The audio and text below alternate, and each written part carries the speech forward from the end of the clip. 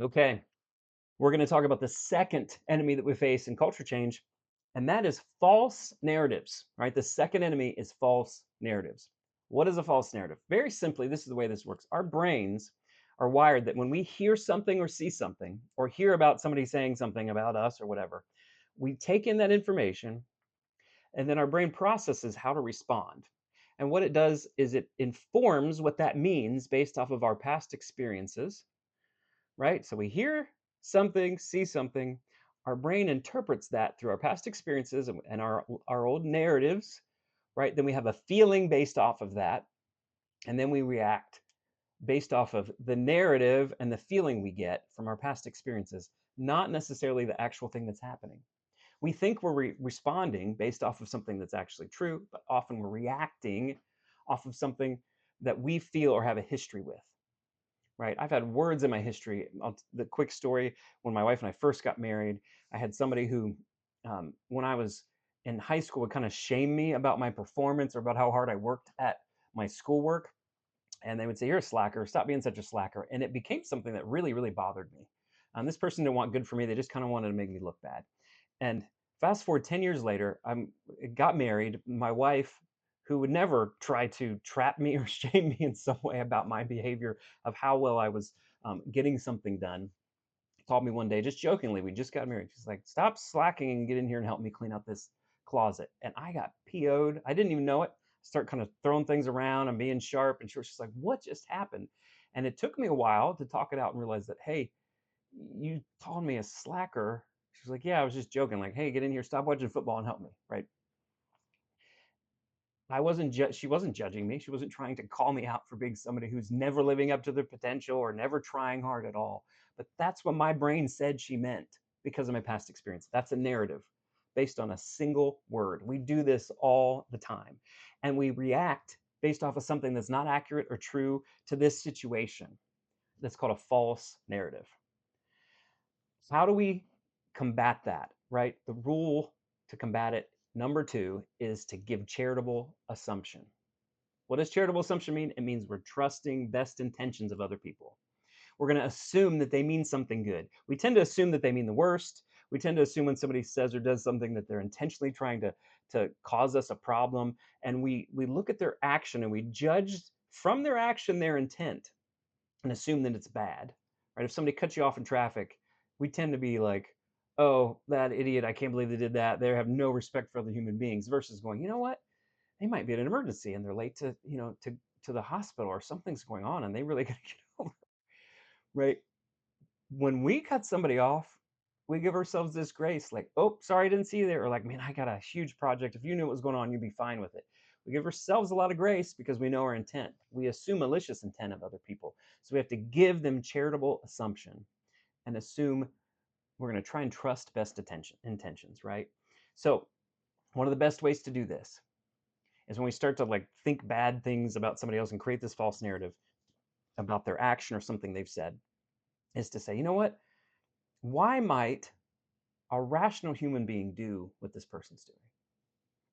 Right? They keep violating confidentiality and telling people things about me that aren't true, or they keep right stepping out of bounds and doing this, or they'll never actually respond when I ask them a question, and they're just trying to right. We create this conclusion. We jump to a conclusion in our mind.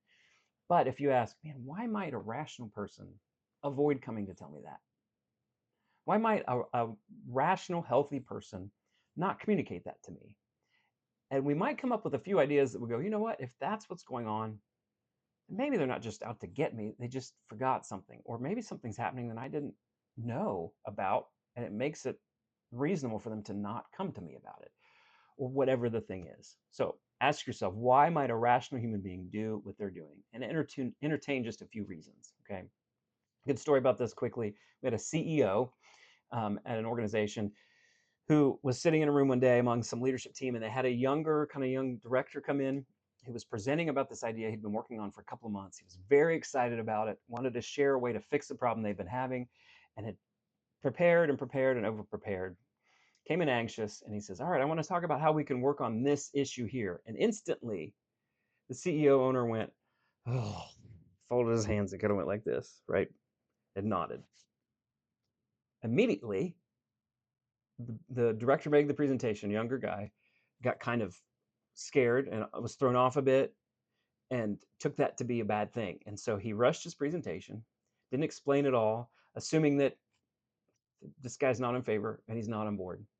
He left the meeting. We had a coaching session with him and said, "Hey, so what happened there? You didn't really go through your presentation." Well, I saw, so and so's our CEO's response. And I thought, man, he's not in favor. I can't. Why even bother giving this presentation, right? And we said, "Are you sure that's what's happening?" He said, "What do you mean?" Well, I mean, how do you know that he doesn't think this is a good idea and is not in favor? I don't know. Well, maybe we should ask him. Let's give him some charitable assumption. Who knows? So guess what he did? He went then to the CEO, knocked on his door, came in. CEO said, "Yeah, what's up, man? Come in." He said, "Hey, I couldn't help but noticing when I brought up this topic in presentation that you just seemed frustrated and I thought, man, he's not on board. He doesn't like this idea. It's not going to work. But help me understand what's going on." And he said, "You know what? That's not it at all, man." He said, "Really? So I can see why you think that way, but listen, this is what's happened. The issue you brought up, that's been a problem here for 18 years. And it's a problem that I have tried to deal with several times to fix. And guess what? I've failed at it miserably. In fact, the last time I did it, I failed so miserably that 3 or 4 of my best people left, people that I cared about and were friends of mine. I lost friendships with them because it went so poorly. And it's been a problem for 18 years." And he said, "I think about it frequently, like, man, why can't I fix that? What's wrong with me? But I'm too scared to try." And he said, the CEO then went on to say, "When you brought it up, all I could think about was how many times I've failed and how poorly those things went and how much that's my fault and how sad I am at what I've lost because of this problem and how disappointed I am that I haven't figured out another way to do it. I just gave up." But I think if anybody's equipped to do it well, it is a huge problem. It's been here forever. And I walked out thinking, if anybody's equipped to do it, you're equipped to do it. And if you need my backing, I'll give you whatever it takes. Like, it's your turn. If you can figure it out, it'll mean a ton to me in our organization. So I'm in full support. Go for it. I mean, total 180, right? Why? Because they actually got the understanding based on a true narrative, right? So give charitable assumption and approach somebody. It's amazing how different that will be for you, right? And for the other person. If you can do that, if you can defeat this enemy of the false narrative and give charitable assumption, be amazed at how much better your life gets and how much more healthy the brain activity in your head, that story gets day to day. Thank you.